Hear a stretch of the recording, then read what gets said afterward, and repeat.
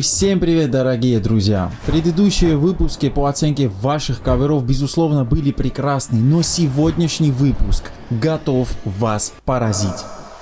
Просто не верится. У меня нет слов. Знаете, друзья, что я играл после 6 месяцев, когда только взял гитару в руки? Ничего себе, как он растягивает эти пальцы. Обратите внимание, друзья. Вау, вот это перкуссия. Сегодняшние участники, друзья, а точнее участник, покажет такой уровень игры, при этом имея опыт игры на гитаре всего лишь полгода, что у меня задается вопрос, почему такие юные гитаристы до сих пор не популярны и не выступают на сцене. В конце видео определю победителя и вручу ему приз, который, кстати говоря, можешь забрать даже лично ты.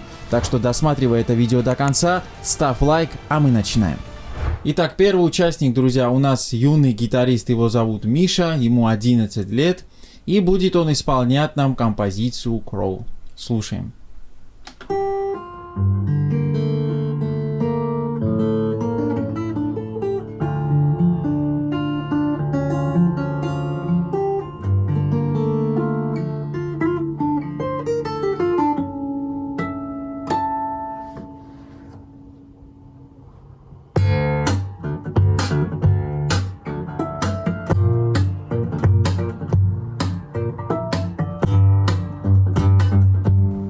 Ничего себе!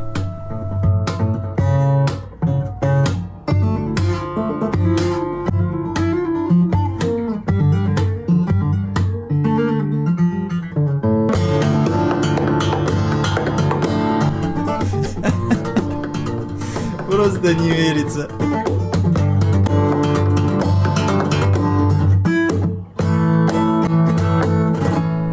Очень круто.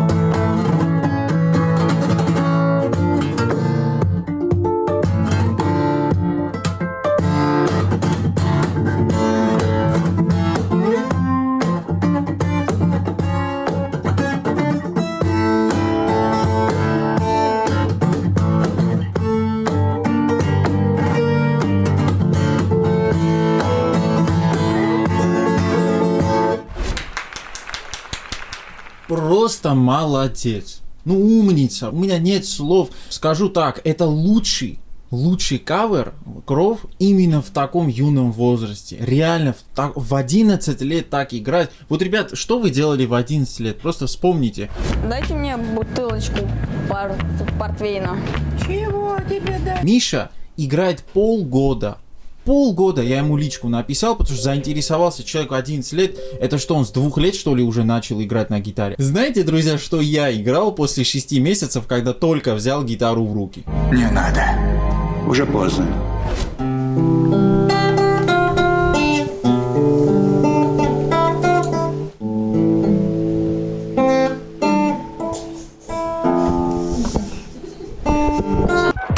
Это ужасно. Кошмар. А тут ты такое просто показал, ну я не знаю, я не буду сейчас имена называть, но многие гитаристы, которые муз-школу закончили, не играют вот так, как ты сейчас сыграл. Реально. Мне очень сильно понравилось. Просто вот в начале по поводу техники хочется сказать, когда ты начал играть пассаж, ты слишком сильно играл слэп. Вот внимательно посмотрите. То есть когда ты играл слэп, у тебя вот такое звучание было. Ошибся, допустим. Давайте, прошу у всех прощения. Видно, да? То есть дребезжание от ладов. Расслабь полностью этот большой палец и просто вот представь, что у тебя мокрая рука, и ты просто отряхиваешь ее. Все. То есть не надо прилагать к этому силу, да, может ты просто переживал, или ты в наушниках, кстати, был и не слышал сам себя. Вот в следующий раз можешь только один наушник надеть, второй можешь не надевать, чтобы слышать себя. Это единственное замечание, друзья. Мне уже не терпится посмотреть, что там ждет нас дальше, потому что там есть и 10-летние мальчики, в общем, не буду спойлерить. Идем дальше, друзья. Следующий участник, друзья, у нас 10-летний юный гитарист Макс. Он будет нам исполнять композицию «Кашмир», аранжировка Марчина Подшалика. Слушай, мне уже смотрю, какой он маленький, на его пальцы обратите внимание просто, друзья. Как он будет играть «Кашмир», я просто не представляю сейчас, ну смотрим.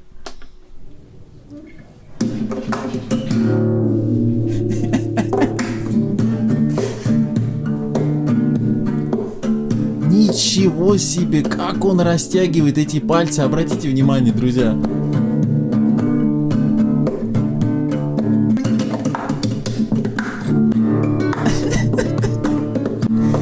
Боже, это реально, слушай.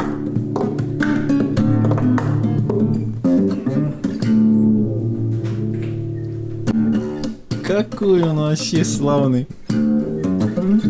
Когда очень хочешь выучить какую-то композицию, и очень тяжело это порой бывает. Он еще перебор, друзья, выучил. Перебор. До сих пор я нормально не услышал, чтобы кто-то это перебор круто сыграл. Придумал свой вариант вместо тремола.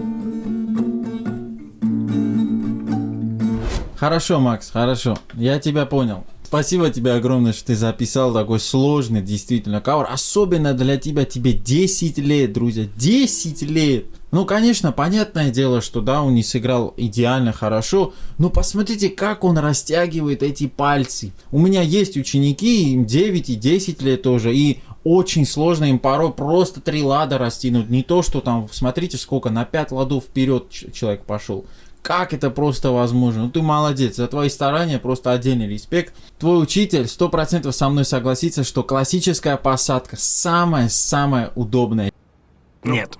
Считается как для растяжки, так и для положения руки. Вообще в целом для удобства игры вот такая посадка, она самая удобная. Попробуй, особенно в твои года будет намного проще тебе играть. Но это не точно. Также, Макс, ты, возможно, сам тоже заметил, и я уверен, твой учитель тоже заметил, ты слишком сильно спешишь. Я в твоем возрасте тоже был и любил все делать в спешку, и мои ученики тоже постоянно спешат, и постоянно, я говорю, медленно играть. Но ты должен понимать, что когда ты спешишь во время игры, ты сам себе усложняешь задачу, особенно если ты играешь в том темпе, в котором ты не привык играть. Также вот в этом моменте я заметил, что ты любишь очень смотреть на свою правую руку. Я в прошлом выпуске тоже об этом говорил, что это очень неэффективно. Да, вначале, конечно, ты можешь во время тренировки смотреть на правую руку, но учись всегда смотреть на левую, так как там ты должен контролировать весь процесс и заранее глазами прицеливаться туда, куда ты должен дальше сыграть. К примеру, вот ты играешь тут, но ты не смотришь сюда, ты смотришь дальше, чтобы потом, когда ты здесь должен был перейти сюда, ты просто смотришь, целишься и все. И пальцы автоматически идут туда, куда ты смотришь. Ну а в целом, что тебе хочется сказать? Перкуссия мне очень понравилась твоя. У тебя пальцы нереально сильно развиты, растянуты. Это очень хорошо. Все, что я хотел бы тебе пожелать, это то, что ты какие-то более простые композиции бы начинал учить. Так что как-то так. К Марчину ты всегда успеешь вернуться, дружище. Идем дальше, друзья. Итак, следующий участник, друзья, у нас будет играть Allures on Dance, аранжировка Марчина Подшалика. Слушаем.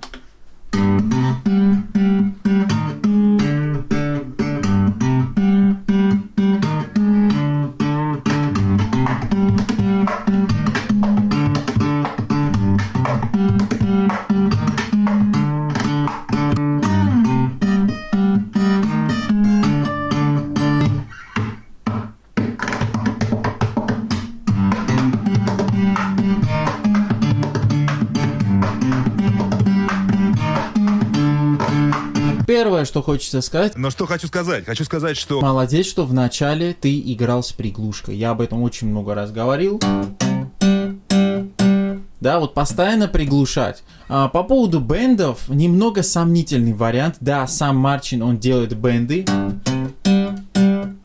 Вот именно указательным, а также, по-моему, да, именно безымянным пальцем делает он бенд. Я, честно, не пробовал играть с бендом, но у тебя явно проблемы с этим. Ты перетягиваешь бенд. Да, то есть, то слишком куда-то улетел, то не дотянул. Надо понимать, что бенды не делаются силой. Самое главное, что усилие прилагается только в одну сторону. То есть обратно струна должна развернуть сама. В начале тренировки нужно определиться, до какой ноты нам нужно спускать, чтобы наши пальцы привыкли, мышечная память у нас выработалась, до какой ноты нам и до какого расстояния спускать струну.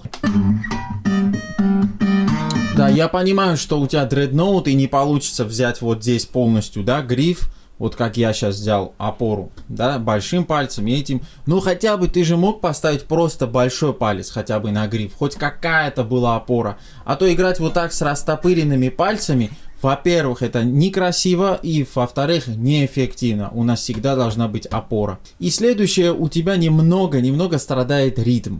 То есть иногда перкуссия как-то не совпадает с левой рукой, то здесь спешит рука, здесь более медленно, то есть рассинхронизация в ритме. Но красавчик, что ты, во-первых, в постановке в такой классической играешь и приглушаешь в начале струны. Вот это прям очень красиво было, реально. А бенды тоже допили, и все будет прекрасно. Идем к следующему участнику. Так, следующий участник, друзья, у нас будет снова играть Кроу. Слушаем.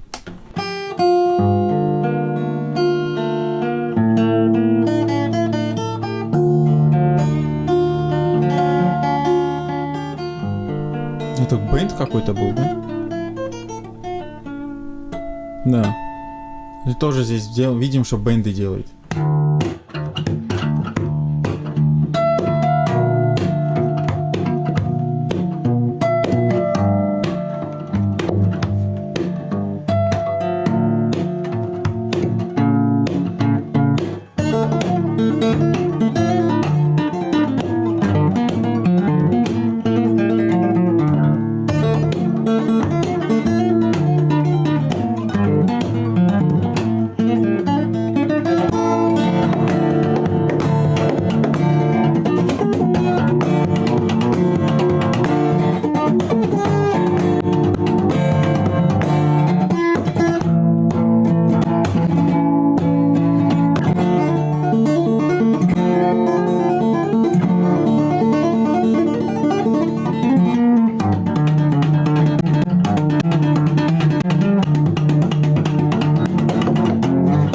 Первое, что хотелось бы сказать, например, непривычно для меня слушать Кров с бендами. Вот, тоже, вот, опять же, тот совет, который я дал вот предыдущему участнику. Следующее про посадку. Вот, поэтому я вам говорю, друзья, снимайте так, чтобы вас было хорошо видно. То есть я не вижу, как ты сейчас сидишь, чтобы дать тебе конструктивную критику по поводу посадки. Но первое, что я вижу, да, у тебя спина, конечно, идеально ровная, это очень хорошо, и плечи тоже не перекошены туда-сюда.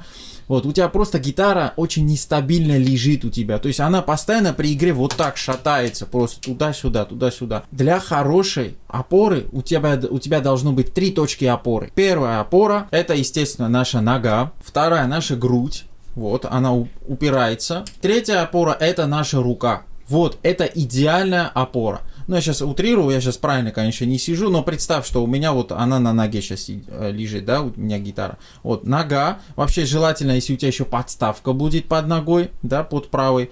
Грудь и рука. Вот, прижмись к ней хорошенечко, да, немного плечи расслабь. И все, и придавись немного на нее. Вот это идеальная посадка. И у тебя бы гитара туда-сюда не лозила бы. Далее я заметил, что ты очень сильно растопыриваешь пальцы вот в этом моменте. Вот, то есть они не должны быть вот так растопырены. Вот так не играй. То есть они должны быть собраны, постоянно собраны. Вот даже если посмотреть самого Джин Сан Кима, как он играет. А у тебя вот так они, и ты вот так играешь. То есть это неправильно, неэффективно и некрасиво. Ты очень сильно проглатываешь окончание нот.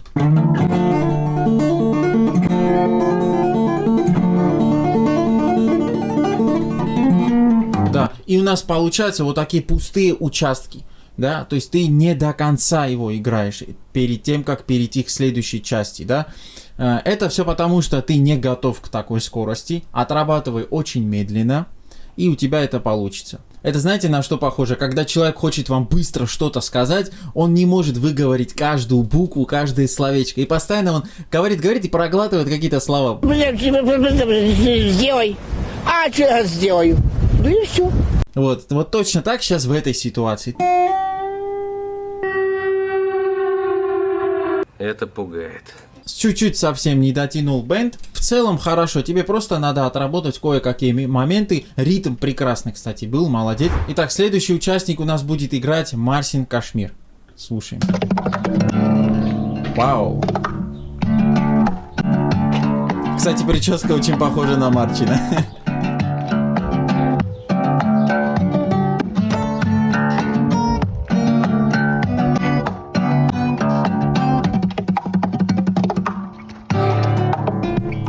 Вау, вот это перкуссия. Ничего себе.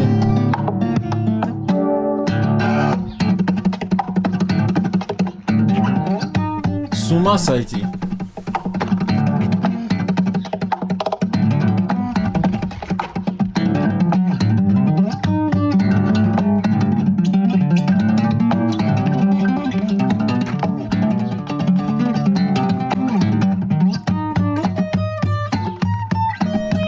Здесь немного приглушки не хватило в конце.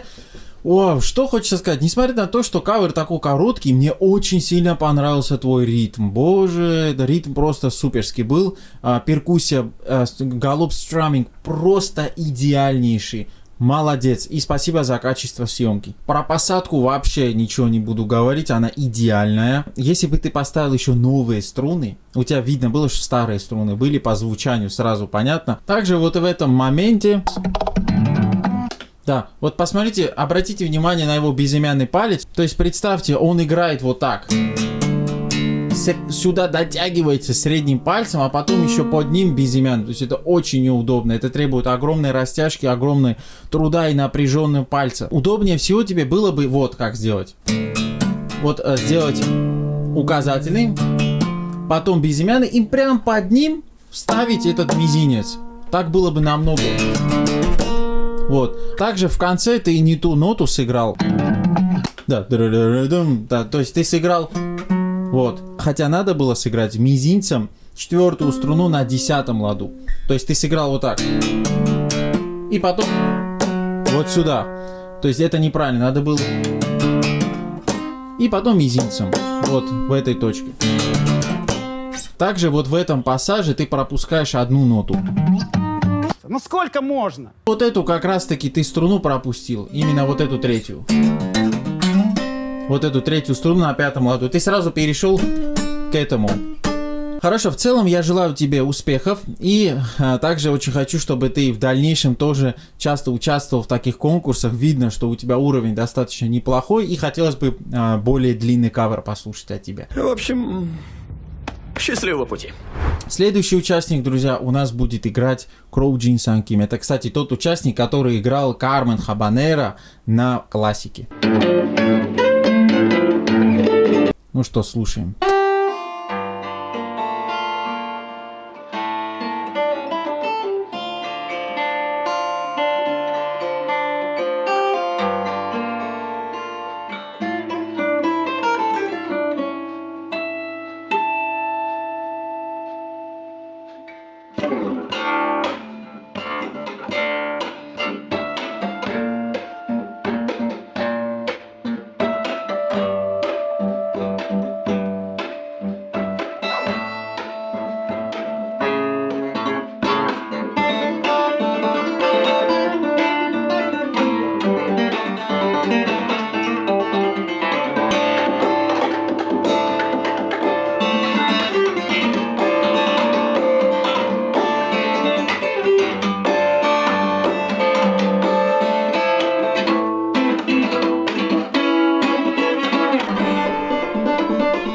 Ты делаешь средним пальцем, да?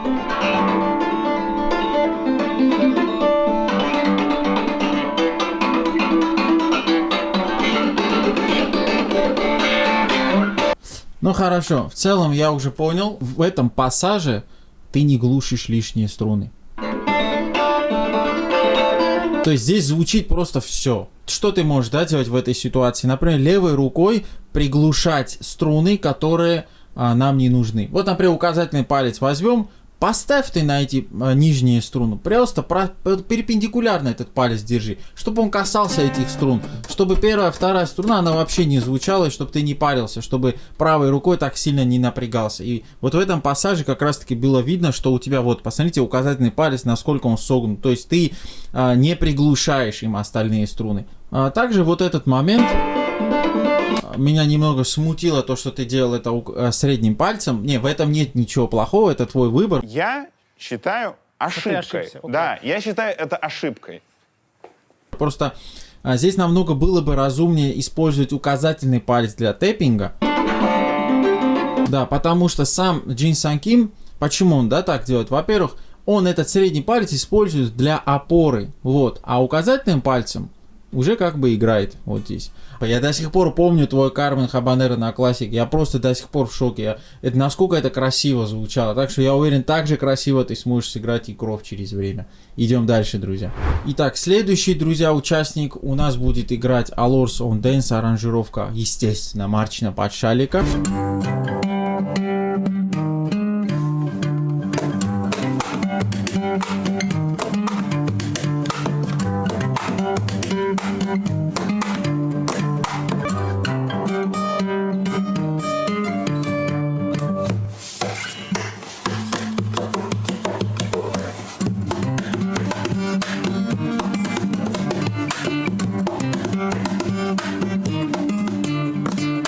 Хорошо, первое, что хочется сказать, молодцы, что в 36 лет вы играете на гитаре. На самом деле, и не просто играете аккорды, а вот пытаетесь выучить вот такие сложные аранжировки. Что касается техники, да, то есть вы вот этот момент... Вы играли разными пальцами. Это не очень эффективно, потому что сам тэппинг будет в таком случае недостаточно сильный. Мало очень места для маневра, да, так скажем. И далее, благодаря этим пальцам вы сможете приглушать остальные струны. То есть я об этом тоже не раз говорил. Да, то есть этими пальцами приглушаете, а указательным как раз делаете такой пушечный таким вот тэппинг. Далее, друзья, обратите внимание на бенд средним пальцем. Опять облом. То есть, то есть опять бенд слишком перетянут. Также я заметил не очень хорошую синхронизацию правой и левой руки во время перкуссии.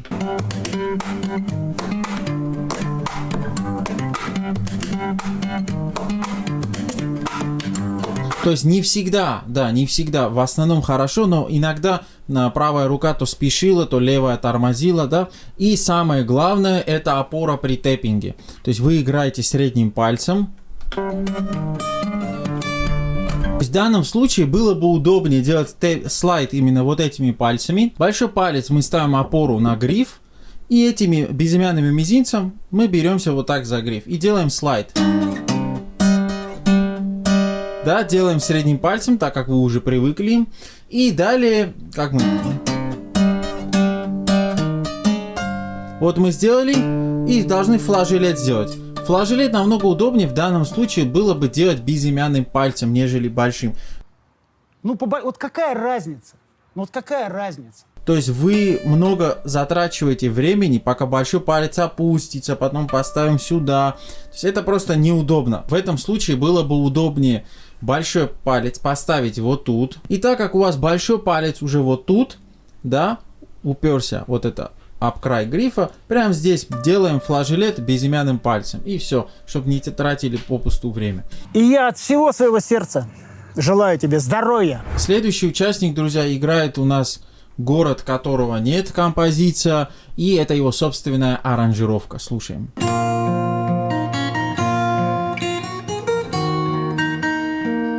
Здесь сразу проблемы с ритмом. Вот я пытаюсь метрономом сейчас ударять и не попадаешь. Да.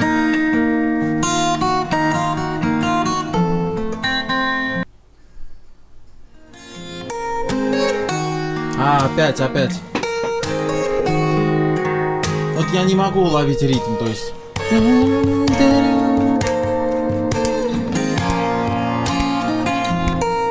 Опять ускорился, смотри. Вот метроном бьет, опять.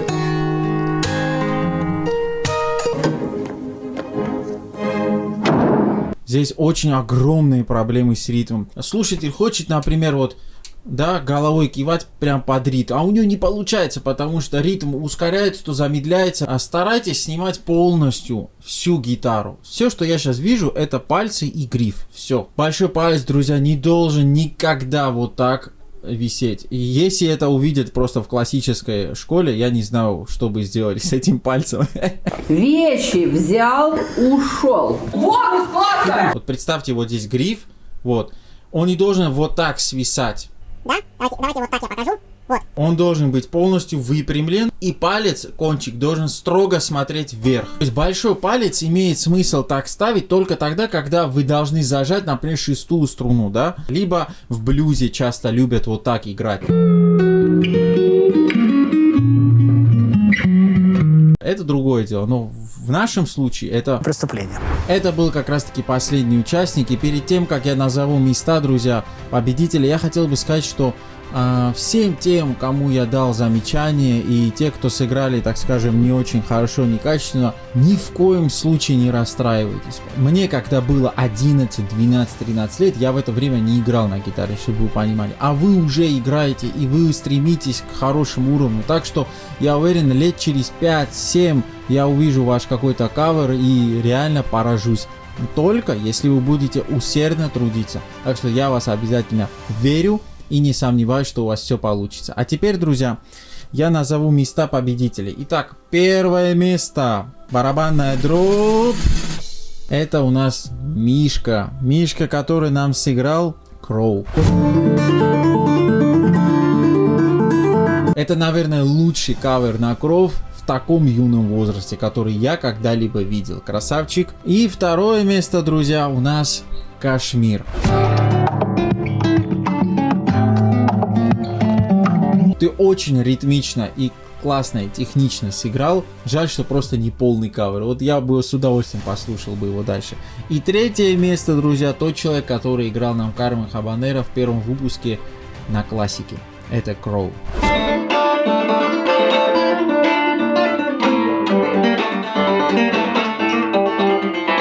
Какой же приз получает первое место? Миш, ты можешь выбрать абсолютно любой разбор на моем бусти, и я его скину тебе бесплатно.